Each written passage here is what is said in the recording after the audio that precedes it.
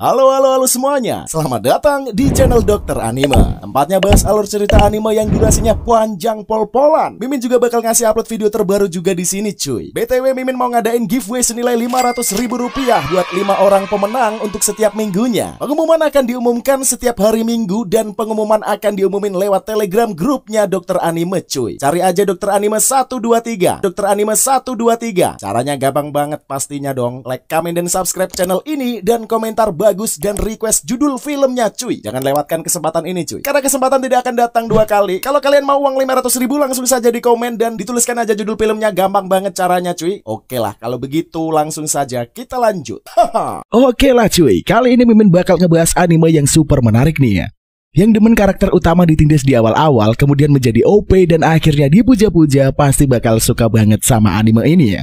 Judulnya adalah Magi Sinbad no Bouken. Seperti apa ceritanya? Gak usah lama-lama lagi, langsung saja kita sikat menuju pembahasannya. Tapi sebelum kita mulai, pasang dulu lah headset kalian. Lupakan kenangan dengan mantan. Atur posisi rebahan ternyaman kalian. Selamat menonton sambil gelesotan. Ceki bro. Adegan dimulai di suatu malam ketika seorang perempuan bernama Ersa sedang melahirkan. Dia ditemani suaminya yang bernama Badr. Ketika anaknya lahir, berbagai orang hebat di seluruh dunia merasakan sesuatu yang luar biasa baru saja muncul. Mereka semua merasakan kelahiran seorang anak dengan kekuatan yang dahsyat. Sementara itu, Ersa ternyata melahirkan seorang anak laki-laki yang diberi nama Sinbad oleh Badr. Tahun demi tahun pun berganti. Kekaisaran Prartevia merayakan kemenangan atas konflik yang terjadi dengan Kekaisaran Reim. Para prajurit yang berasal dari rakyat biasa pun berpesta di sebuah kedai. Di sana ada juga Badr yang duduk menyendiri. Tak lama kemudian beberapa prajurit kekaisaran datang menemuinya. Mereka memberikan berkarung-karung uang kepada Badr atas jasanya memenangkan perang. Namun Badr menolak uang tersebut karena merasa tak layak. Dan ternyata salah satu kakinya telah terpotong. Dengan tongkatnya dia berjalan terseok-seok meninggalkan para prajurit. Dia pun bilang kalau uang itu bisa digunakan untuk mentraktir semua orang di sana. Setelah membayar minumannya, Badr pun meninggalkan kedai itu. Dia akhirnya berlayar dengan perahunya ke tengah laut untuk mencari ikan. Badr bertekad akan mendapatkan banyak ikan agar anak dan istrinya bahagia. Namun saat dia mengambil jala, dia melihat Sinbad kecil yang ternyata ada di perahu. Akhirnya mereka berdua pun menghabiskan waktu di perahu tersebut. Beberapa saat kemudian, badai melanda lautan. Badr mencoba menyeimbangkan perahunya sambil mencari arah jalan pulang. Saat itulah Sinbad menunjukkan arah yang benar. Badr pun menuruti petunjuk yang diberikan putranya. Dan mereka pun akhirnya berhasil keluar dari badai. Badr berkata bahwa Sinbad memiliki kekuatan hebat. Kelak Sinbad pasti akan menjadi orang besar. Dan Badr meminta Sinbad untuk menuntun semua orang menuju kebaikan. 2 tahun pun berlalu. Suatu malam prajurit kekaisaran tengah memburu seseorang laki-laki bernama Darius di kawasan hutan. Mereka berhasil menyudutkan Darius di ujung sebuah jurang. Tak mau tertangkap para prajurit, Darius pun menjatuhkan diri ke dalam jurang. Esok harinya, Badr baru saja kembali dari menangkap ikan.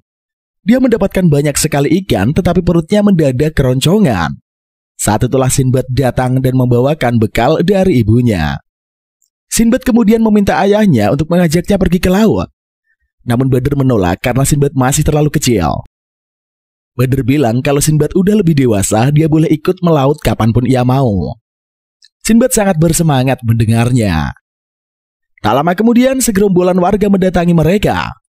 Tidak seperti dulu di mana mereka memuja Badr, kali ini mereka mencemooh Badr dan menganggapnya sebagai orang buangan. Hal itu karena Badr menolak terlibat perang yang kembali berkecamuk antara Kekaisaran Prartevia dan Kekaisaran Reim. Badr sudah lelah berperang, tidak mau terlibat konflik lagi. Dan hal itu membuat dirinya dan keluarganya mendapatkan cap sebagai orang buangan. Tak hanya mencemooh Badr, para warga pun langsung memukuli Badr sampai babak belur dan pingsan. Badr baru aja sadar saat sore tiba. Dan dia pun segera memakan bekal yang dibawa Sinbad meski udah tercerai-berai di tanah. Mereka pun pulang dan sampai di rumah saat malam sudah tiba. Badr meminta Sinbad untuk mengisi kendi yang kosong dengan air di sumur. Sinbad pun melaksanakan perintah ayahnya itu. Sementara Sinbad pergi, Badr terlibat perbincangan serius dengan istrinya. Ezra membahas mengenai kondisi keuangan mereka yang sangat sulit. Keluarganya mereka memang menjadi sangat menderita sejak Badr menolak perang. Tak lama kemudian, Sinbad kembali dengan ekspresi terkejut. Ternyata dia menemukan seorang pria yang tergeletak di dekat sumur. Orang itu ternyata adalah Darius, dan Badr pun menyelamatkannya. Ketika Darius sadar, Badr kemudian mengizinkannya menginap di rumahnya yang sempit sampai luka-lukanya sembuh. Sejak malam itu, Sinbad menjadi sangat dekat dengan Darius. Karena Darius sering menceritakan kisah dari negeri-negeri jauh. Darius bercerita ada negeri yang diselimuti salju. Dan ada juga negeri yang penuh dengan gurun pasir yang sangat panas. Sinbad pun selalu menghabiskan waktu dengan Darius untuk mendengar cerita menakjubkan dari negeri-negeri jauh. Suatu hari saat luka-lukanya belum sembuh, Darius mengemasi barangnya dan berniat pergi. Ezra sempat melarang Darius pergi karena luka-lukanya belum pulih. Namun entah kenapa Darius bersikeras ingin pergi. Namun sebelum dia pergi, beberapa prajurit kekaisaran datang ke rumah itu dan berniat menangkap Darius. Ternyata Darius adalah mata-mata dari kekaisaran Rem. Tak mau tertangkap, Darius pun bertarung dan membunuh semua prajurit di sana. Sinbad datang dan melihat Darius yang membantai prajurit dengan brutal. Darius pun segera menyandera Sinbad dan membawanya ke tengah desa. Darius meminta para warga memberikannya kapal untuk dia kabur. Atau dia akan membunuh Sinbad. Namun semua warga desa tidak peduli dengan Sinbad. Saat itulah Badr datang dan memohon agar Darius melepaskan Sinbad. Badr bahkan sampai bersujud kepada Darius. Namun dia malah direndahkan oleh Darius. Tak mau anaknya dilukai, Badr menerjang ke depan dan langsung menikam Darius. Dia pun berhasil menumbangkan Darius dengan sekali serangan. Badr berkata bahwa dia tidak peduli jika dirinya direndahkan siapapun. Tetapi jika ada yang ingin melukai keluarganya, dia tidak akan tinggal diam. Setelah itu Badr dihukum karena dianggap telah menyembunyikan mata-mata kekaisaran Rem. Dia pun dipukuli dan dipaksa untuk ikut ke peperangan. Dia diseret 2 prajurit untuk berangkat menuju peperangan. Sementara warga setempat berkerumun menyaksikannya. Badr membuka seluruh pakaiannya dan menunjukkan berbagai luka yang dia dapat selama berperang. Dia pun berkata kepada para warga bahwa perang tidak akan menghasilkan apapun selain penderitaan. Kemudian dia meminta Sinbad untuk menjaga ibunya. Setelah itu Badr pun berangkat menuju medan perang. Beberapa bulan kemudian, kabar kematian Badr akhirnya sampai ke keluarganya. Yang berhasil dibawa kembali hanyalah pedang dan barang-barang Badr. Sementara tubuhnya tidak pernah kembali. Setelah itu 9 tahun pun akhirnya berlalu dan Sinbad kecil kini telah beranjak remaja. Petualangannya pun sebentar lagi akan dimulai.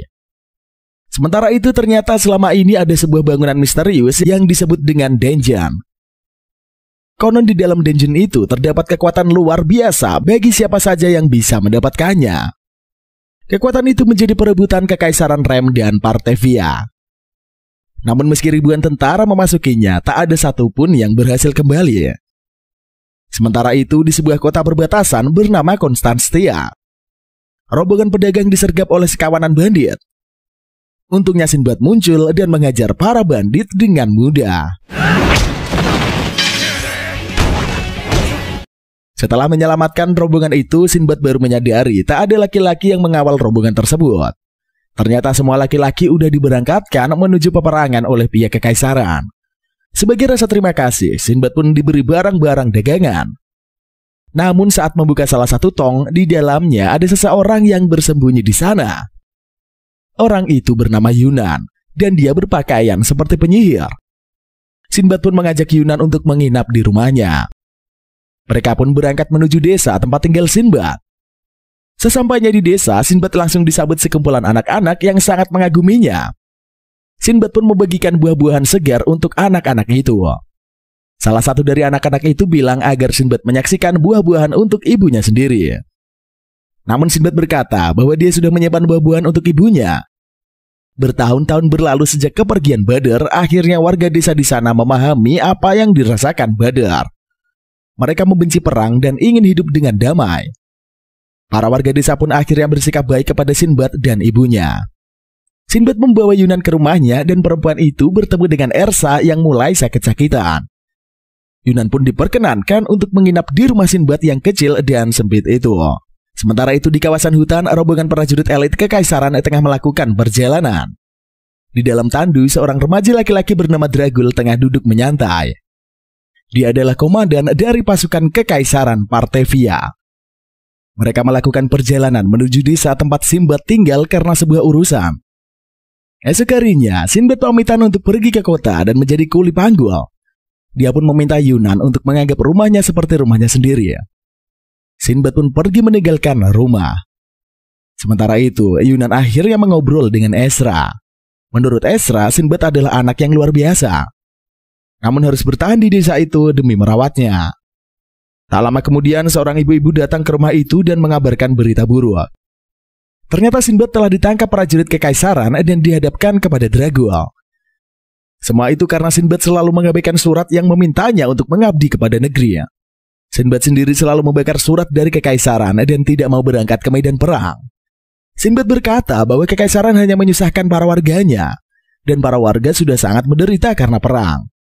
Para warga yang menyaksikan mereka pun setuju dengan Sinbad. Dragul tidak peduli dengan omongan itu, dan meminta Sinbad untuk ikut wajib militer. Dia dan 100 prajurit akan dikirimkan ke Denjin demi mencari kekuatan untuk digunakan memenangkan peperangan melawan kekaisaran Rem. Setelah mengatakan itu, Dragul dan rombongannya pun pergi meninggalkan desa. Sementara itu Sinbad bertemu dengan Yunan. Sinbad mengungkapkan kekesalannya pada kekaisaran. Yunan kemudian berkata bahwa kalau membenci dunia yang saat ini, Sinbad harus menjadi raja dan mengubah dunia menjadi lebih baik. Namun tentu saja Sinbad merasa itu tak mungkin. Yunan lantas berkata bahwa ada kekuatan raja di dalam Denjin. Dan jika Sinbad mendapatkannya, dia bisa saja menjadi raja. Setelah itu Sinbad pun termotivasi dan memutuskan untuk ikut ke misi Denjin. Tidak untuk kekaisaran, namun untuk dirinya sendiri. Setelah itu acara mengejutkan Yunan menghilang. Sinbad kembali ke rumahnya dan bingung harus minta izin bagaimana kepada ibunya. Namun Ezra sudah paham apa yang diinginkan Sinbad. Dia pun mengambil pedang milik Badar kemudian memanggil Sinbad. Ezra merestui Sinbad yang akan melakukan perjalanannya. Di sisi lain, Dragul mendapat misi dari Kaisar untuk memimpin 100 pasukan menuju Denjin. Dragul pun menerima misi itu meski dia sendiri sadar bahwa itu adalah misi bunuh diri. Dia pergi ke sebuah balkon sambil berpikir bahwa tidak mungkin hanya dengan 100 orang mereka dapat menaklukkan Denjin. Beberapa tahun lalu, misi serupa melibatkan 1000 orang saja tak berhasil dan tidak ada yang kembali dari Denjin. Dragul merasa bahwa kekaisaran hanya ingin meyakinkan masyarakat yang mulai hilang kepercayaan. Dengan cara mengirimkan anggota bangsawan yaitu darinya untuk ikut ke dalam misi bunuh diri tersebut. Tak lama kemudian, seorang perempuan bernama Serendine menghampiri Dragul. Melihat datangnya Seren, Dragul langsung berlutut memberi hormat. Seren meminta Dragul untuk bersikap formal. Karena mereka udah menghabiskan masa kecil bersama, Seren pun sudah tahu kalau Dragul akan memimpin pasukan menuju Denjin. Dragul kemudian bangkit dan berjanji bahwa dia akan menaklukkan Denjin dan mendapatkan kekuatan di dalamnya. Beberapa waktu kemudian, Dragul sudah memimpin 100 pasukan untuk pergi ke Denjin. Namun ternyata Sinbad tidak hadir di pasukannya. Dragul pun tidak peduli. Tapi ternyata Sinbad sudah sampai di depan Denjin terlebih dahulu. Dia bilang kepada Dragul bahwa dia yang akan mendapatkan kekuatan raja untuk dirinya sendiri. Sinbad pun berlari ke pintu masuk Denjin dan bertemu Yunan di sana. Yunan menyemangati Sinbad dan Sinbad pun masuk ke dalam Denjin. Yunan pun merasa bahwa Sinbad akan menjadi sangat luar biasa jika berhasil mendapatkan kekuatan itu. Tak lama kemudian, Dragul dan pasukan yang dipimpin menyusul Sinbad dan masuk ke dalam Denjin tersebut. Anehnya, meski masuk Denjin lebih awal, para prajurit pimpinan Dragul udah sampai lebih dulu. Sinbad melihat ratusan naga yang meneror Dragul dan semua prajuritnya. Tak butuh waktu lama, 100 pasukan Dragul berhasil tumbang. Dan tinggal dia seorang yang mencoba bertarung. Dia nyaris terbunuh seekor naga. Namun Sinbad melemparkan tombak dan membunuh naga tersebut. Setelahnya dia dan Dragul pun menyusuri Denjin itu berdua. Sepanjang perjalanan, Dragul memperkenalkan dirinya. Dia adalah putra keluarga bangsawan yaitu Jenderal Draguil Haldrius Nodomis Pertegomidus. Dan dia sendiri adalah komandan militer kawasan barat yaitu Dragul Norhenrus Govius Majewasa Sesau blah blah blah.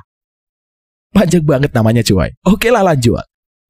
Sinbad merasa nama Dragul kepanjangan dan tidak mungkin mengingatnya. Makanya Sinbad memutuskan untuk memanggil Dragul dengan sebutan Drakon. Dragul tidak terima, kemudian berdebat dengan Sinbad. Tak lama kemudian, naga paling besar muncul tak jauh dari mereka. Sinbad dan Dragul pun diam-diam memperhatikan naga itu. Mereka merasa bahwa itu adalah Raja Naga. Dan sayangnya, pintu untuk melanjutkan perjalanan dijaga oleh naga itu. Dragul meminta Sinbad untuk maju sebagai umpan. Sementara dia akan diam-diam menuju gerbang di sana. Namun tentu saja Sinbad tidak mau melakukannya. Karena itu Dragul berjalan meninggalkan Sinbad dan mengambil rute aman untuk menuju gerbang di depan sana. Tak lama kemudian semburan geyser bermunculan dari arah bebatuan. Dragul pun menangkis semburan geyser yang nyaris menerjangnya. Sambil terus menghindari air panas itu, dia terus mendekati gerbang. Sampai akhirnya dia sampai di depan gerbang dengan selamat. Dia pun mencoba membuka gerbang namun tidak berhasil. Saat itulah sang naga raja melihat ke arahnya. Dragon pun ketakutan setengah mati dan merasa hidupnya akan segera berakhir. Naga raja menghimpun serangannya dari mulutnya. Untungnya Sinbad muncul dan menyeret Dragul menjauhi serangan dari naga itu. Seluruh tubuh Dragul gemetaran dan dia meminta Sinbad untuk membunuhnya. Karena sebagai komandan dia sudah takut kepada musuh. Sinbad pun mengomelinya bahwa wajar saja jika manusia takut mati. Kemudian Sinbad meminjam perisai Dragul. Kemudian maju menghadapi sang Raja Naga. Geyser menyembur di dekat Sinbad. Dan dengan perisai di tangannya, Sinbad memanfaatkan semburan itu untuk berselancar ke atas. Dia berpindah dari satu semburan geyser ke semburan geyser lainnya. Kemudian menghajar naga raksasa tersebut.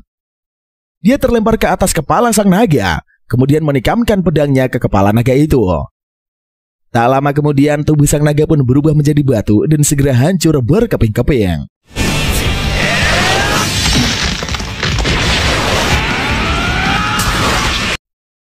Dari sisa-sisa tubuh naga muncul dua bola misterius. Ternyata adalah kunci untuk membuka gerbang. Sinbad dan Dragul membuka gerbang.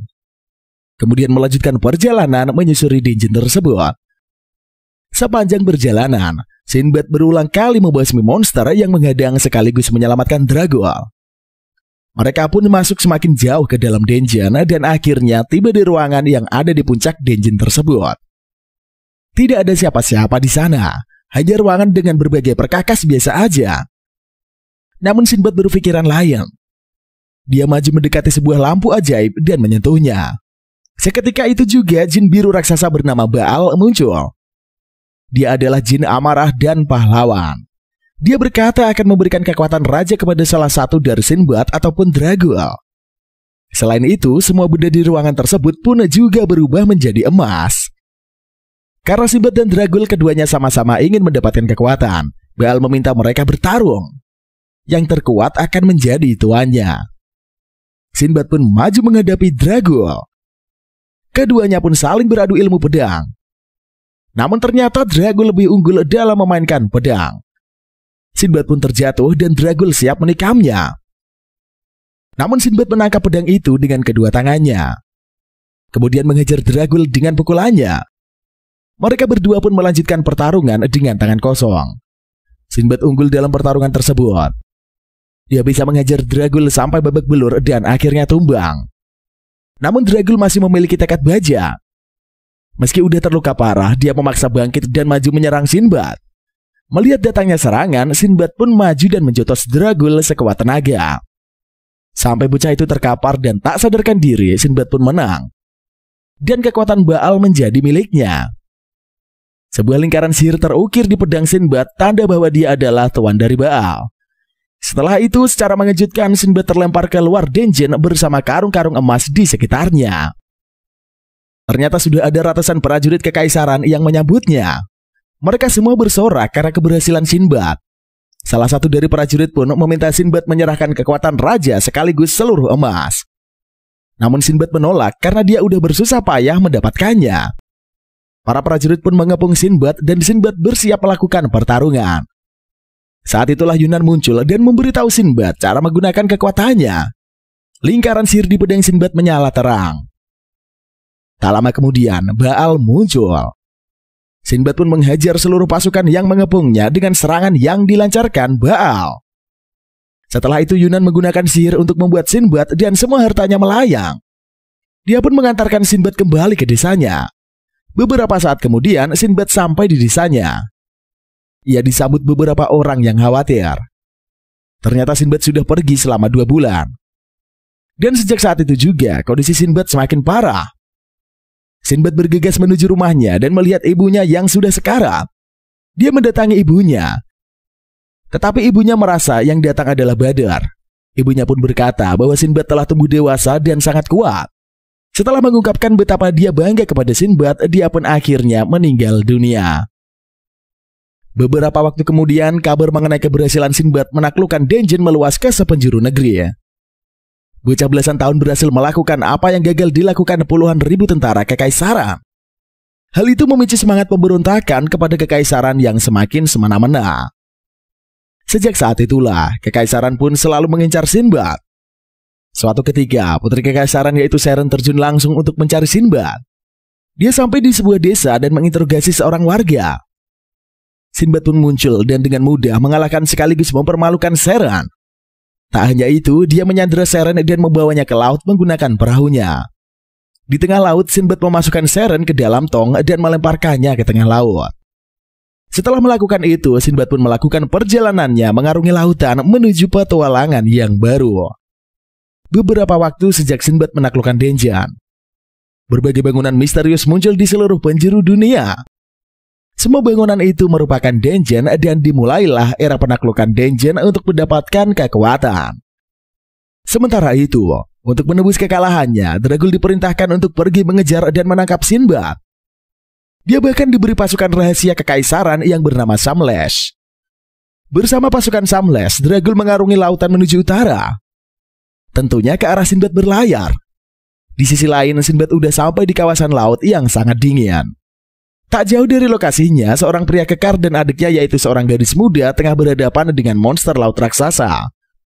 Si pria berusaha melawan monster itu, tetapi akhirnya karena adiknya tenggelam, dia menjadi lengah dan hampir celaka. Untungnya Sinbad sampai di sana dan menggunakan kekuatan Baal untuk mengajar monster tersebut. Petir biru pun menyambar si monster dan dalam sekejap monster itu pun berhasil dikalahkan. Begitu sampai di daratan, pria itu mengatakan bahwa monster itu bernama Unicorn yang mengamuk. Biasanya monster itu tinggal di lautan selatan, tetapi sesekali datang ke laut utara untuk bertelur. Tak lama kemudian adik pria itu sadar setelah pingsan karena tenggelam. Dia sangat senang karena mengira kakaknya berhasil membunuh Unicorn mengamuk. Dengan begitu, maka kakaknya sudah dinyatakan sebagai pria sejati dan siap menjadi prajurit di suku Imucak. Gadis itu dan Sinbad pun berkenalan. Ternyata nama gadis itu adalah Piprika, sementara kakak laki-lakinya bernama Hina. Karena mengira Hina udah mengalahkan Unicorn yang mengamuk, maka Piprika meminta Hina untuk pulang dan menemui perempuan pujian hatinya. Hina pun tidak berkata apa-apa, begitu juga dengan Sinbad. Beberapa saat kemudian, Sinbad mendekati Hina dan meminta maaf karena tidak sengaja membunuh monster yang seharusnya dibunuh oleh Hina. Mereka semua pun kembali ke desa di mana suku Imucak tinggal. Mereka bertemu kepala suku yang ternyata adalah ayah Hina dan Piprika. Kepala suku bangga karena Hina sudah mengalahkan Unicorn mengamuk sehingga besok dia udah bisa jadi prajurit. Kepala suku pun mengumumkan untuk menyelenggarakan malam penghargaan beberapa saat nanti. Tak lama kemudian Sinbad, Hina, Piprika, dan kepala suku berkumpul di sebuah ruangan. Waktu itu kepala suku mengatakan ada bangunan misterius yang mendadak muncul di dekat sana. Dia akan memerintahkan beberapa orang yang memeriksa bangunan itu. Namun Sinbad langsung melarangnya karena bangunan itu adalah Denjin. Di negeri asalnya, puluhan ribu orang sudah mati karena memasuki Denjin tersebut. Ternyata kabar mengenai Denjin sampai di sana juga. Mereka juga tahu kalau ada anak muda yang berhasil menaklukkan Denjin tersebut. Sinbad pun berkata kalau dia adalah anak muda yang dimaksud. Sebagai pembuktian, dia mengeluarkan pedangnya yang memiliki lingkaran sihir berwarna biru. Setelah itu kepala suku pun berjanji tidak akan mengirim siapapun menuju Denjin di sekitar sana. Malam harinya ketika Sinbad tertidur, seorang bocah misterius muncul di atasnya. Dia ternyata adalah anggota dari pasukan Samlesh. Memanfaatkan Sinbad yang lengah, dia pun melompat berusaha membunuh Sinbad. Namun Sinbad segera bangun dan menendang bocah itu. Mereka pun bertarung di ruangan tersebut. Sinbad terjatuh dan nyaris tertikam senjata si bocah misterius. Namun dengan kekuatan Baal, dia berhasil menyambarkan petir biru dan mengalahkan si bocah. Tak lama kemudian, Hina, Piprika, dan kepala suku datang ke sana. Mereka heran kenapa Sinbad masih mengampuni orang yang ingin membunuhnya. Namun Sinbad berkata bahwa dia ingin menyadarkan bocah itu. Dimulai dari cara berbicara bocah itu yang selalu kasar. Akan tetapi, meski Sinbad mengampuninya, si bocah malah tampak tidak senang. Tak lama kemudian, dua orang anggota Shameless muncul dengan cepat, lantas membawa bocah tadi menjauhi tempat itu. Beberapa saat kemudian, karena ingin menjadi pria sejati sekaligus kuat seperti Sinbad, Hina nekat melakukan perjalanan menuju dungeon. Kabar itu sampai ke telinga Sinbad. Ia bergegas menyusul Hina karena tidak ingin dia terbunuh. Namun Sinbad tetap terlambat karena Hina sudah memasuki dungeon yang tak jauh dari sana. Mau tak mau, Sinbad pun menyusul Hina dan memasuki dungeon tersebut. Sementara di kejauhan, Yunan muncul dan sangat tertarik karena Sinbad kembali mengeksplorasi dungeon dan mungkin akan mendapatkan kekuatan lain yang ada di dalam dungeon tersebut. Hina sampai di dalam dungeon dan dia berhadapan dengan berbagai monster yang ada di sana. Dia cukup hebat, mampu melawan setiap monster yang mencoba menyerangnya. Tak lama kemudian, Dragul, seorang penyihir bernama Falan, dan 3 anggota Shameless muncul di depan sana. Mereka semua tidak begitu peduli dengan Hina dan langsung berjalan menuju sebuah gerbang. Namun saat mengetahui salah satu dari mereka adalah bocah yang menyerang Sinbad, Hina pun maju dan melawan mereka semua. Pertarungan pun terjadi di sana. Meski Hina sangatlah kuat, namun dia tak bisa berbuat banyak jika melawan banyak musuh sekaligus. Dia pun terdesak, namun untungnya Sinbad datang dan menyelamatkannya. Pertarungan pun sesaat terhenti. Dragul menyapa Sinbad setelah sekian lama tak bertemu. Penyihir Falan pun memperkenalkan diri. Namun tak lama kemudian si bocah laknat itu yang punya dendam kesumat dengan Sinbad, yaitu Jafar, melompat dan menyerangnya. Pertarungan pun akhirnya kembali berlangsung. 2 anggota Shameless lain, yaitu Vital dan Mahat, bertarung melawan Hina. Sementara Jafar langsung mengikat Sinbad dengan tali dari berbagai arah. Jafar menyerang dari belakang, namun Sinbad memukulnya dengan telak. Jafar bertanya kenapa Sinbad bisa mengetahui pergerakannya. Tetapi Sinbad bilang kalau dia hanya asal menyerang. Sementara itu Hina yang dikeroyok berhasil dijatuhkan. Sinbad pun berusaha menyelamatkannya, namun karena lengah dia nyaris terkena serangan mendadak. Hina langsung melompat dan menepis serangan tersebut, kemudian membawa Sinbad menjauh. Karena terdesak, mereka berdua melompat ke sebuah kolam dan berenang menjauh. Sementara itu penyihir Falan langsung membekukan air di kolam tersebut. Mereka pun melanjutkan perjalanan menyusuri dungeon tersebut. Sementara itu Hina berhasil membawa Sinbad pergi ke tempat yang aman. Di sana Hina bertanya kenapa Sinbad datang. Tetapi Sinbad balik bertanya kenapa Hina pergi ke dungeon. Hina bilang kalau dia ingin kuat seperti Sinbad. Mendengarnya, Sinbad justru terheran-heran karena setahunya Hina sudah sangat kuat. Sementara itu rombongan Dragul akhirnya sampai ke ruangan di mana jin penunggu bersemayam. Mereka pun memanggil jin penunggu.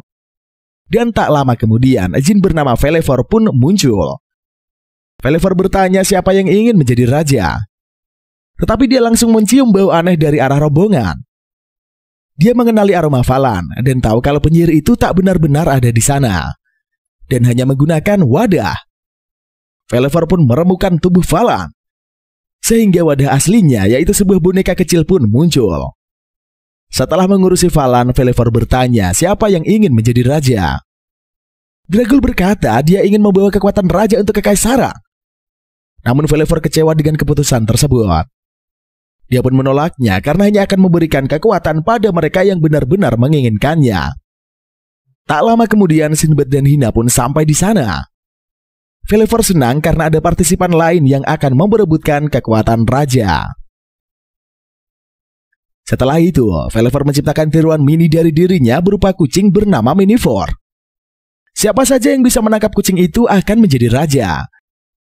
Velevor akan meneteskan air ke bawah dan jika tidak ada yang bisa menangkap kucing saat air menetes, maka semuanya tak akan bisa keluar dari dungeon. Sinbad mengatur strategi. Dia mengajak rombongan di sana untuk bekerja sama. Agar bisa keluar dari dungeon, salah satu dari mereka harus bisa menangkap Minifor tepat pada waktunya. Dia pun menyarankan agar mereka mengepung Minifor dari berbagai arah. Kemudian dalam aba-aba yang ditentukan, mereka melompat untuk menangkap kucing tersebut. Agar lebih adil, Sinbad berkata dia tidak akan ikut menangkap dan akan menjadi orang yang memberi aba-aba. Mereka semua pun setuju. Kemudian bergerak ke posisi masing-masing. Sinbad menjauh dari mereka, kemudian memberi aba-aba. Felefor meneteskan airnya. Para rombongan pun maju secara bersamaan untuk menangkap Minifor yang ada di tengah. Namun kucing itu melompat ke atas dan tak ada satupun yang berhasil. Sinbad segera melompat dan menangkap kucing yang masih melayang di udara itu. Akhirnya Sinbadlah yang menjadi pemenang. Rombongan lain kesal karena Sinbad mencurangi mereka. Namun Sinbad berkata bahwa dia hanya ingin keluar dengan selamat. Jika tidak dengan cara itu, mustahil mereka bisa menangkap kucing dengan tepat waktu. Saat itulah Sinbad berkata bahwa dia ingin mengubah dunia dengan kekuatannya. Pidatonya sangat menggebu-gebu sehingga membuat kagum semua yang ada di sana. Sinbad pun meminta mereka semua untuk membantunya mewujudkan mimpi itu. Sejak saat itulah dia menganggap mereka semua adalah temannya. Jafar maju dan ingin menjabat tangan Sinbad. Namun saat Sinbad mengulurkan tangan, dia malah melukai tangan Sinbad. Dia terang-terangan menolak ajakan Sinbad tersebut. Namun secara mengejutkan, ketiga anggota Shameless mulai kehilangan kendali. Tubuh mereka mulai mengeluarkan asap hitam dan ketiganya melebur menjadi pudaran warna hitam. Dari pudaran warna hitam itu, akhirnya terbentuklah sosok iblis yang siap mengancam mereka semua. Itu semua adalah ulah penyihir Falan yang sudah mempersiapkan segalanya dari awal. Dragul berniat menyerang iblis tersebut. Namun dihalangi oleh Sinbad. Dia berkata bahwa dia akan menyelamatkan teman-temannya. Iblis raksasa pun akhirnya bangkit dan langsung menyerang gerombolan itu. Sinbad diminta untuk menggunakan kekuatan jin untuk mengalahkan iblis tersebut. Atau mereka tidak akan selamat. Saat itulah Felefor berkata kalau ada jalan lain. Jika bisa menyerang titik di mana ketiga anggota Shameless berada, iblis itu bisa dikalahkan. Dan ketiga orang di dalamnya pun akan bisa diselamatkan. Setelah itu mereka bertiga bertarung mati-matian mencoba menyelamatkan ketiga anggota Shameless.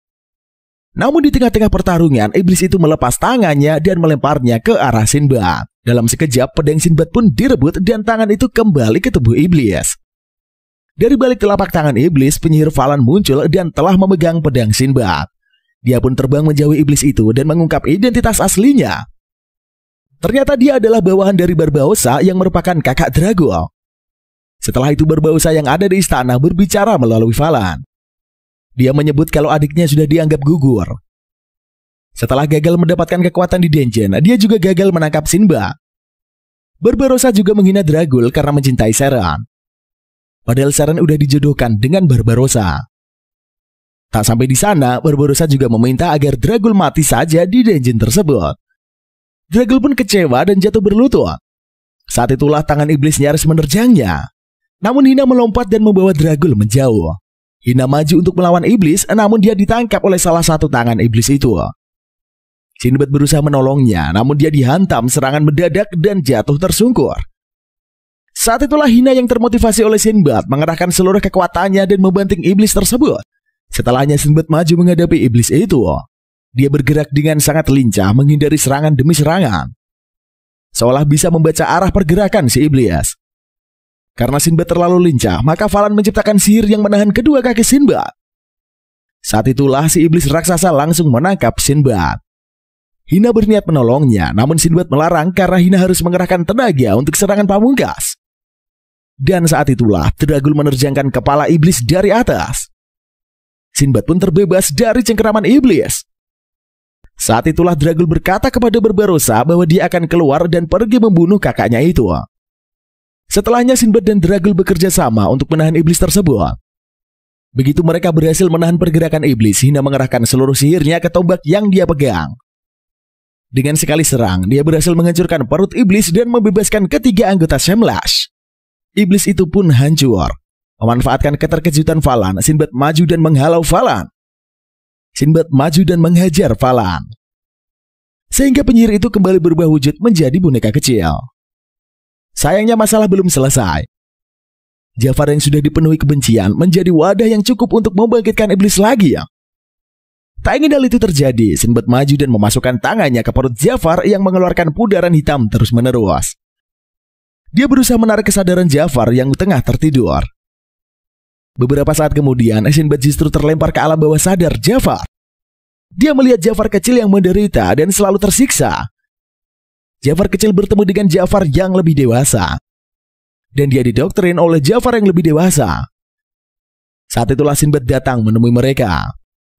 Kemudian memeluk dua versi Jafar itu. Sinbad pun berhasil menyadarkan Jafar dan iblis pun akhirnya benar-benar musnah. Melihat aksi Sinbad, Failover terkejut. Dia tidak menyangka ada orang yang bisa mengembalikan kesadaran orang lain yang sudah dipenuhi kegelapan. Tak lama setelahnya, mereka semua setuju kalau Sinbad adalah wadah yang cocok bagi Failover. Failover pun akhirnya segera memberi kekuatan kepada Sinbad dan mengakui bahwa Sinbad adalah rajanya mulai saat itu. Dan seketika itu juga, Sinbad dan rombongannya terlempar keluar dari dungeon, beserta harta karun yang sangat melimpah. Di sana mereka sudah disambut oleh kepala suku dan beberapa orang dari desa. Kepala suku pun sangat bangga kepada Hina yang telah membuktikan dirinya layak menjadi pria sejati. Sementara itu, Dragul memutuskan untuk pergi karena ada urusan yang harus ia selesaikan. Sinbad pun memahaminya dan tidak menghalangi Dragul. Sementara di dalam hatinya, Dragul berkata bahwa jika dia tidak terikat sumpah setia dengan negerinya, pasti dia akan mengabdi kepada Sinbad. Saat itulah secara tidak sengaja, Dragul terpilih menjadi wadah pelayan, yaitu seseorang yang diterangi sang raja, dan merupakan pemilik wadah logam jin. Tanpa dia ketahui, dia telah mendapatkan berkah berupa kekuatan jin. Dan dia adalah orang pertama yang mendapatkan kekuatan itu.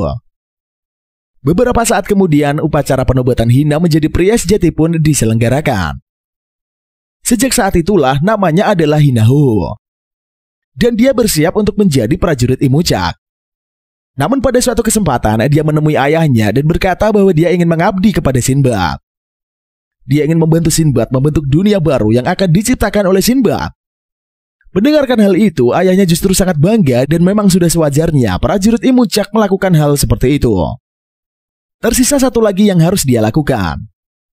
Hina pergi ke rumah perempuan pujaan hatinya. Dia menghadap ke ayah perempuan itu yang ternyata adalah petinggi Federasi Imucak. Dia ditanya punya apa sampai berani melamar putri petinggi federasi. Hina pun berkata kalau dia memang belum memiliki apa-apa. Tetapi dia ingin mewujudkan banyak hal bersama calon istrinya itu. Beberapa waktu kemudian, Sinbad berhasil memonopoli perdagangan di kawasan itu dan menjadi saudagar yang sangat kaya.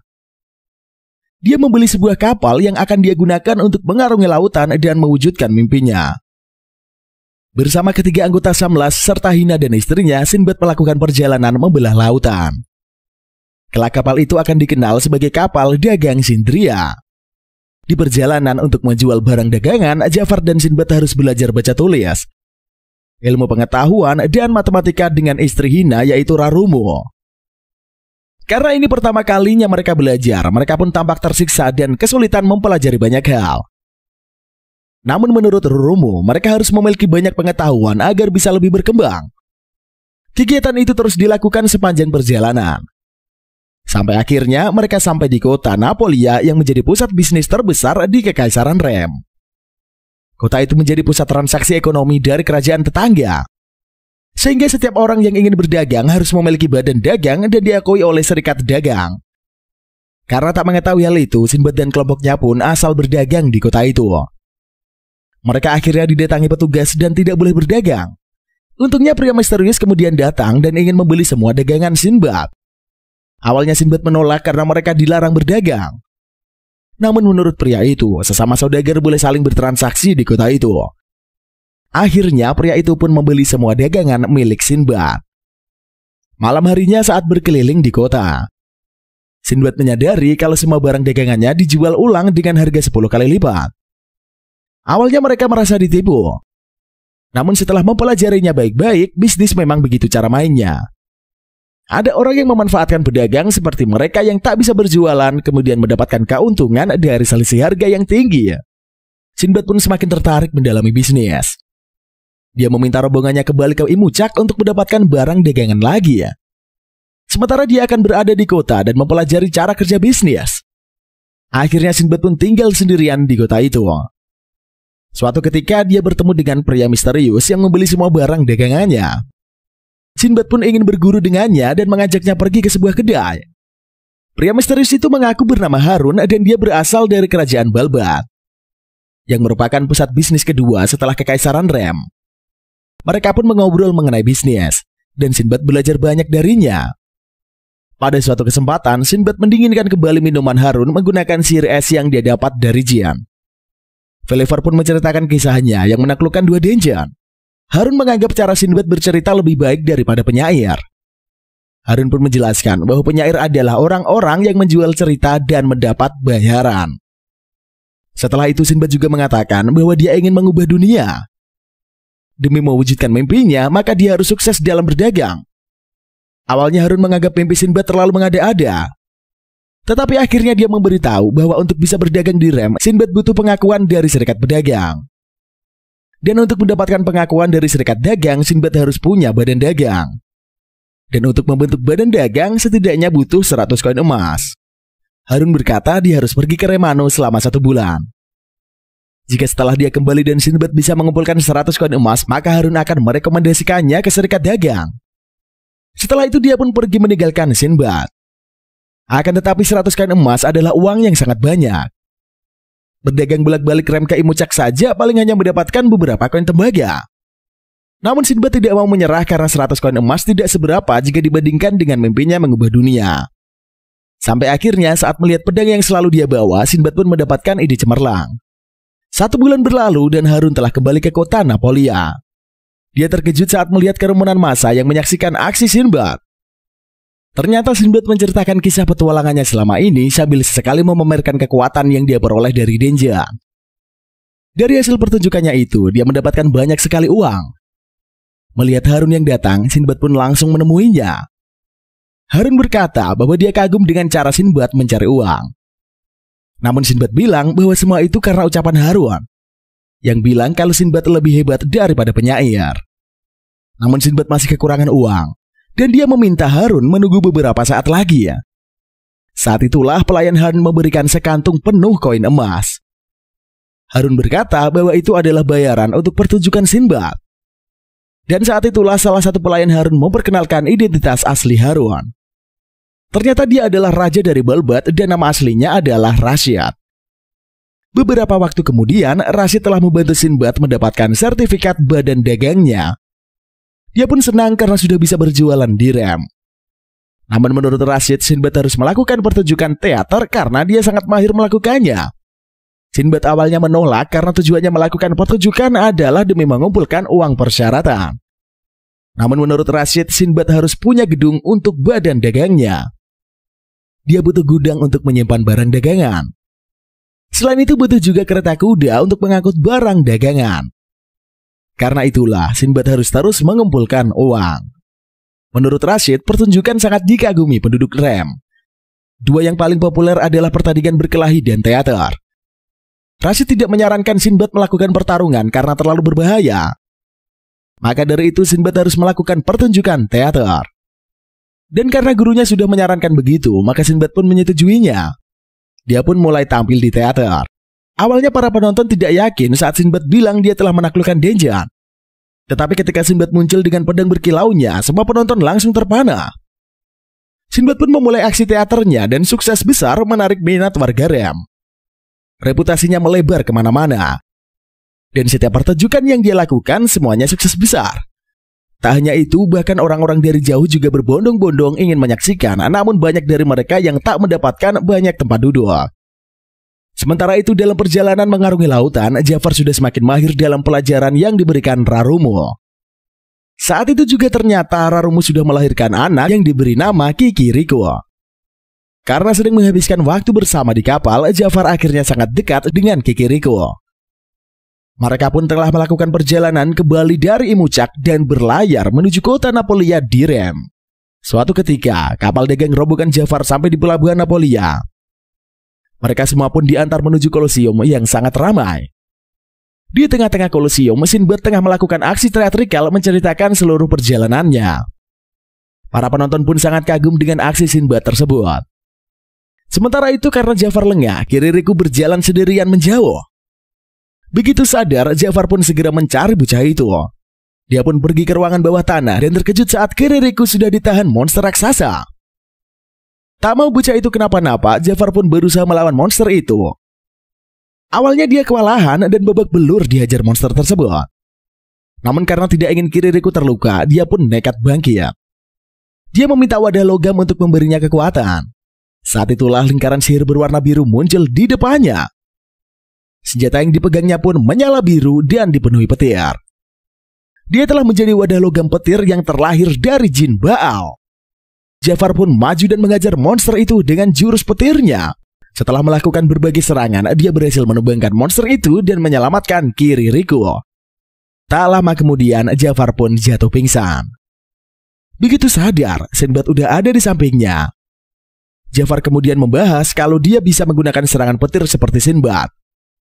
Setelah menyelidikinya, Sinbad pun merasa kalau Baal telah memberikan kekuatan petir kepada senjata Jafar. Dengan begitulah, berarti Jafar adalah prajurit jin Sinbad yang pertama. Beberapa waktu kemudian, rombongan Jafar terkejut melihat Sinbad yang sudah memiliki gedung megah seperti badan dagangnya.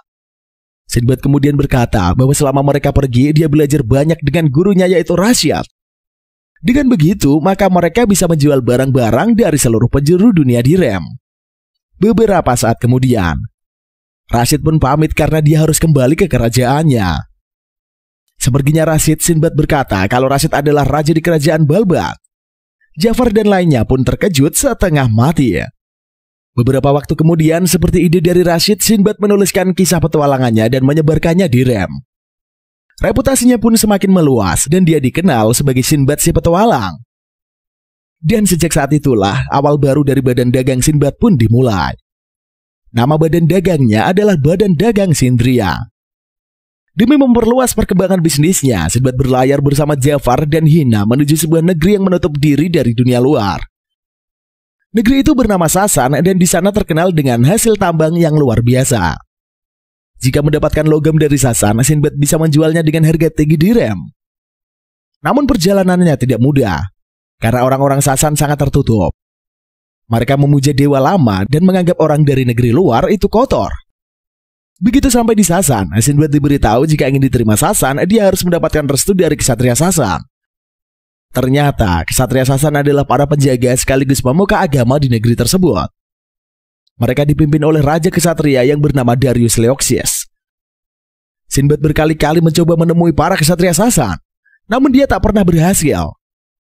Suatu ketika saat makan di kedai, rombongannya didatangi remaja misterius yang penasaran dengan orang luar. Ternyata remaja itu adalah putra dari Raja Darius dan bernama Mistras. Dia merasa terkekang dengan Sasan yang menutup diri dari dunia luar. Setelah itu Sinbad pun menceritakan kisah petualangannya sehingga membuat Mistras kagum.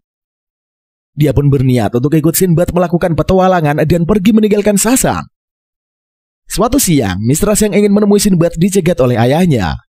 Darius berkata bahwa Mistras harus menjadi contoh yang baik bagi adiknya yaitu Spartos. Darius juga meminta agar Mistras menyiapkan diri karena dia akan menjadi ksatria Sasan dalam waktu dekat. Namun Sasan menolak dan memutuskan pergi menemui Sinbad. Spartos menyusul kakaknya menemui Sinbad. Ternyata Spartos sangat mengidolakan kakaknya, sehingga tidak rela jika Mistras harus pergi. Namun Mistras sendiri sudah muak dikekang oleh peraturan di Sasan. Esok harinya Sinbad bertemu dengan Yunan yang muncul dengan tiba-tiba. Ternyata Yunan mengatakan bahwa Denjin telah bermunculan di berbagai penjuru dunia dan banyak orang yang berusaha menaklukkannya. Beberapa orang dari berbagai negeri berhasil, mulai dari Kekaisaran Rem, Kekaisaran Kou, Kerajaan Kecil Artemira, dan Heiluhab. Bahkan dari Partevia juga ada yang berhasil. Yunan juga berkata bahwa di Sasan juga ada yang berhasil menaklukkan Denjin. Dan orang itu adalah Raja Darius Leoxius. Yunan memperingatkan bahwa Sinbad bukan satu-satunya penakluk Denjin lagi. Meski begitu, Sinbad justru merasa hal itu akan semakin menarik. Tak lama kemudian, Yunan pun menghilang. Setelah Yunan pergi, Sinbad bersama dua rekannya melanjutkan perjalanan ke suatu tempat. Mereka menuju kawasan Ksatria Sasan di mana Darius tengah bertarung melawan Mistras. Tentu saja pertarungan itu tidak seimbang. Terlebih Darius menggunakan kekuatan jinnya. Dia dengan mudah mengalahkan Mistras, namun mendadak Sinbad maju ke arena dan menghentikan niat Darius menghabisi Mistras. Aksinya pun menarik perhatian semua orang. Beberapa prajurit berniat menangkap Sinbad, namun dengan jurus petirnya dia mengajar para prajurit dengan mudah. Darius pun terkejut melihat Sinbad bisa menggunakan kekuatan jin. Para prajurit di sana juga terkejut, karena selama ini mereka mengira kekuatan Darius berasal dari berkah dewa. Sinbad menantang Darius berduel. Jika dia menang, Mistras harus boleh ikut dengannya untuk pergi. Sekaligus Sasan yang harus menjadi mitra dagangnya. Akhirnya duel pun terjadi. Dia bisa mengimbangi setiap serangan dari Darius. Mereka juga saling melancarkan serangan jin, sehingga membuat para prajurit kaget karena Sinbad bisa mengimbangi kekuatan raja mereka. Namun mendengar hal itu, Sinbad menjadi kesal. Dia tidak ingin disamakan dengan Darius yang belum bisa menggunakan kekuatan jin dengan sempurna. Saat itulah Sinbad mengeluarkan jurus yang sudah dia sempurnakan. Dia melapisi tubuhnya dengan kekuatan jin Baal, sehingga menciptakan armor yang mengubah penampilan Sinbad. Itu adalah kekuatan sejati dari jin. Tak lama kemudian dia menyambarkan halilintar yang sangat dahsyat dan menerjang Darius. Gelegar tercipta di ruangan itu beserta debu yang berhamburan. Saat ledakan mereda, Sinbad dan Darius pun telah menghilang. Sinbad membawa Darius terbang menuju area pegunungan. Di sana dia bilang bahwa sangat mudah jika dia ingin menjajah Sasan. Sinbad melancarkan serangan ke arah pegunungan dan gunung-gunung pun hancur terkena serangan Sinbad. Dengan kekuatan sedahsyat itu, Sinbad bisa saja menjadi penjajah, tetapi dia hanya ingin berbisnis. Dia menceritakan bahwa orang-orang di seluruh dunia sedang berlomba mendapatkan kekuatan dari Denjan. Artinya jika ada seseorang dengan kekuatan dahsyat, maka perang berskala besar akan terjadi. Untuk mencegahnya, Sinbad berencana membangun negeri yang makmur dan membuat perdamaian. Dia pun meminta Sasan untuk bekerja sama dengan dirinya. Tak lama kemudian, Sinbad dan Darius kembali ke tempat tadi mereka bertarung. Di sana Sinbad berkata bahwa pertarungan melawan Darius berakhir seri. Dan daripada buang-buang waktu, mereka pun membuat kesepakatan. Darius juga bilang kalau kekacauan tengah melanda dunia, sehingga dewa yang dipuja negeri Sasan memberikan berkah kepada Sinbad. Mulai saat itulah Sinbad pun diakui semua orang di Sasan. Mereka pun melakukan perjanjian dagang, dan Mistras pun boleh pergi bersama dengan Sinbad. Setelah melakukan perpisahan, Sinbad dan rombongannya pun kembali ke kapal mereka dan berniat melakukan perjalanan menuju kerajaan kecil Artemira. Kerajaan Artemira juga dikenal dengan Kerajaan Langit karena lokasinya yang berada di kawasan tebing-tebing curam. Kerajaan itu terkenal dengan permata yang melimpah. Setelah berlayar selama beberapa waktu, Sinbad dan rombongannya pun sudah sampai di kawasan Artemira. Di sana mereka melihat dua perempuan yang menunggangi burung raksasa. Setelah itu Sinbad dan rombongannya harus berjalan kaki melintasi tebing yang curam dan terjal untuk menuju Artemira. Suatu ketika, Sinbad menggunakan perlengkapan jinnya dan bilang dia bisa terbang menggunakan kekuatan itu. Namun Jafar langsung menyambarnya dengan petir dan bilang kalau itu ide bodoh. Mereka pun bisa langsung dianggap musuh jika terbang menggunakan perlengkapan jin. Setelah itu, mereka pun melanjutkan perjalanan panjang dan melelahkan tersebut. Pada akhirnya mereka sampai di Artemira dan mereka terkejut dengan peradaban yang udah ada di sana. Artemira benar-benar membangun pemukiman di sekitar tebing curam, dan mereka hidup bersama burung-burung raksasa. Tak hanya itu, kebanyakan dari penduduk adalah perempuan. Beberapa saat kemudian, rombongan Sinbad sampai di istana ratu. Mereka menghadap ke perempuan yang mereka kira adalah ratu. Namun seorang perempuan datang dan mengambil boneka yang ada di singgasana. Ternyata yang selama ini dikira ratu hanyalah boneka perempuan. Ratu yang sesungguhnya baru saja hadir. Dia adalah Myradianus Artemina. Saat itu Sinbad langsung mengutarakan niatnya, namun Mira tidak peduli karena dia membenci laki-laki. Sinbad pun maju dan menggoda Mira, namun Mira malah menodongkan senjatanya. Saat itu juga lingkaran sihir dari senjata Sinbad bereaksi dengan lingkaran sihir milik Mira. Mereka berdua pun saling menyadari bahwa masing-masing dari mereka adalah penakluk Denjan. Para prajurit perempuan langsung mengepung, sementara Mira dengan cepat merampas pedang dan liontin Sinbad. Tak bisa melawan, Sinbad dan rombongannya ditelanjangi dan diikat. Sinbad, Jafar, dan Mistras dilempar ke jurang. Sementara Hina malah dikerubungi cewek-cewek cakep. Untungnya Sinbad dan dua rekannya jatuh ke sebuah sungai sehingga selamat dari maut. Malam harinya, Mistras mengajak dua temannya pergi ke area dia menemukan daging tersebut. Saat sampai di sana, sudah ada lebih banyak daging yang berjatuhan. Tanpa pikir panjang, mereka pun berpesta.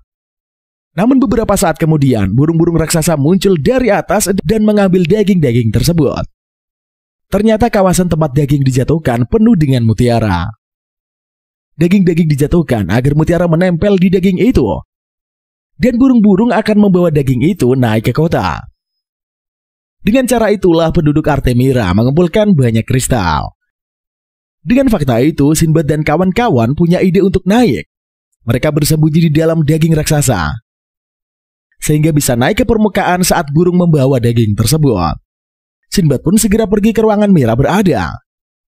Dia langsung mengambil pedang dan leontinnya. Beberapa saat kemudian, Mira dan Sinbad pun terlibat pertarungan.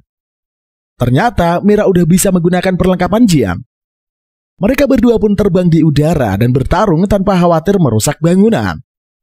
Keduanya bisa bertarung dengan imbang. Sampai akhirnya Sinbad berganti dari perlengkapan Jin Baal ke perlengkapan Jin Valevor. Dengan kekuatan Jin Valevor, Sinbad bisa melancarkan serangan-serangan beku kepada Mira. Namun kekuatan asli dari Valevor bukanlah es maupun salju. Kekuatan aslinya adalah stagnasi, yang artinya dia bisa mempengaruhi gerak benda apapun. Dengan kekuatan itu, Sinbad memperlambat pergerakan Mira tanpa disadari perempuan itu. Sinbad pun berhasil bergerak dengan cepat sehingga mampu mengalahkan Mira. Siang harinya, Sinbad, Jafar, dan Mistras diminta menghadap Mira. Mereka pun mendatangi Mira yang ternyata sedang dipijat pelayannya dalam keadaan tidak pakai apa-apa. Setelah itu, Mira pun mengakui kekalahannya dari Sinbad. Beberapa waktu kemudian, Mira udah memakai pakaiannya dan mendeklarasikan kerjasama bisnis dengan Sinbad. Setelah itu Sinbad berkata bahwa dia ingin membentuk aliansi kekuatan dengan Artemira. Karena khawatir akan pecah perang antara pengguna kekuatan jin di kemudian hari. Untuk mencegah hal itu terjadi, Sinbad harus bekerja sama dengan sebanyak mungkin pihak. Tak lama kemudian Mira menceritakan tentang penyihir misterius yang disebut Magi. Menurut Mira, Magi adalah orang yang sudah hidup selama ratusan tahun dan memiliki kekuatan yang sangat dahsyat. Siapa sosok Magi itu sendiri belum pernah ada yang tahu. Tetapi konon dengan kekuatannya, Magi bisa menciptakan bangunan-bangunan yang disebut dungeon. Tujuannya adalah untuk mencari calon raja yang bisa mendapatkan kekuatan dari setiap dungeon itu. Saat itulah Sinbad langsung teringat dengan Yunan. Sejauh ini Yunan selalu membimbingnya di berbagai kesempatan. Tidak bisa tidak, Sinbad pun harus merasa kalau Yunan adalah orang yang disebut sebagai Magi tersebut. Beberapa waktu kemudian, Sinbad dan dua temannya bertemu dengan Hina yang ternyata dikerubungi ciwi-ciwi selama ini. Sinbad dan dua temannya pun iri dengan apa yang terjadi kepada Hina. Setelah itu, mereka bertemu dengan perwakilan perempuan bernama Parsian, yang akan menjadi perwakilan diplomatis Artemira dengan badan dagang Sinbad. Beberapa waktu kemudian, Sinbad dan rombongannya pun meninggalkan Artemira menggunakan burung raksasa. Tentunya menuju kapal mereka di kawasan perairan. Setelah itu mereka pun berlayar menuju kota Napolia di Rem. Setelah mengarungi lautan, mereka pun tiba. Sinbad mengumumkan kepada semua anggota badan dagangnya bahwa mereka sudah menjalin kerjasama dengan Sasan dan Artemira. Dia juga memperkenalkan Mistras dengan perwakilan dari Sansan dan juga Parsin yang merupakan perwakilan dari Artemira. Mereka semua pun berpesta merayakan keberhasilan tersebut. Dan musim pertama anime ini pun akhirnya kelar sampai di sini cuy. Sedikit kita bahas ke bagian kesimpulannya biar tambah afdol. Kisah petualangan Sinbad di anime ini udah pasti mengambil referensi dari cerita Sinbad pada kisah 1001 Malam yang terkenal itu. Meski tentu saja dengan berbagai bumbu tambahan yang membuat ceritanya menjadi semakin menarik. Mimin sendiri sebenarnya penasaran banget sama sosok Yunan yang super misterius itu cuy. Seperti Sinbad, Mimin juga yakin kalau Magi yang disebut-sebut oleh Mira itu adalah Yunan. Namun tentu saja kebenarannya masih harus ditunggu-tunggu. Selain itu, meski sudah sukses dengan bisnis perdagangannya, Mimin masih penasaran dengan konflik utama dari cerita ini. Sejauh ini belum ada tanda-tanda besar bahwa ada hal yang akan terjadi di dunia pada anime ini. Mimin yakin alasan kenapa dungeon-dungeon bermunculan itu untuk mengantisipasi sebuah bencana yang bakal terjadi di masa mendatang. Tapi ya itu semua hanya kesotoyan Mimin aja. Kita tunggu aja gimana kelanjutan kisah Sinbad ini bareng-bareng cuy. Ya udahlah, terima kasih buat kalian yang sudah menonton video ini dari awal sampai akhir. Jangan lupa untuk di like, comment, dan subscribe supaya Mimin makin kegirangan dan semakin semangat lagi untuk membuat konten-konten berikutnya. Sampai ketemu di lain waktu. See you in the next video and bye-bye.